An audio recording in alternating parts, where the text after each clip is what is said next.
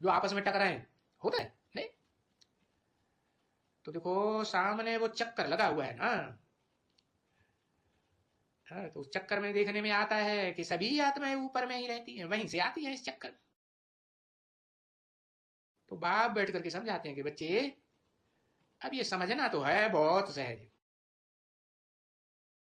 बाकी यहाँ कोई बैठ करके वो तपस्या नहीं करनी है शरीर की, उल्टे लटक जाओ एक टांग पे खड़े हो जाओ, नहीं। तुम्हारी तपस्या कौन सी है? तुम्हारी तपस्या है उठते बैठते चलते फिरते अपनी आत्मा को याद करो, देह को भूल जाओ, ये है तुम्हारी तपस्या, जिसके लिए बाबा ने समझाई दिया है। और ये जो बैचेज बनाए हैं ना, है, ये बुद्धि रूपी पॉकेट में डालने के लिए बनाए हैं ना। कौन सी बैच? जिसमें त्रिमूर्ति है, हाँ, दूसरी तरफ वर्षा है, तो इसलिए बनाए हैं कि घड़ी घड़ी बैच को देखो, कहां से निकाल के देखो, बुद्ध रूपी पॉकेट में से निकाल के देखो, मनन चिंतन मंथन चलता रहे। देखो बाबा, ये ब्रह्मा द्वारा हमको ये राज्य देते हैं। कौन सा? कौन सा राज्य देते हैं?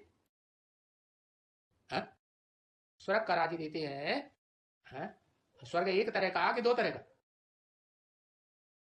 हाँ, कौन कौन सा है? एक इंद्रियों का सुख भोगने वाला स्वर्ग, ज्ञान इंद्रियों का समझो, और दूसरा अतीन्द्रिय सुख, वो भी तो स्वर्ग ही कहेंगे ना। हाँ?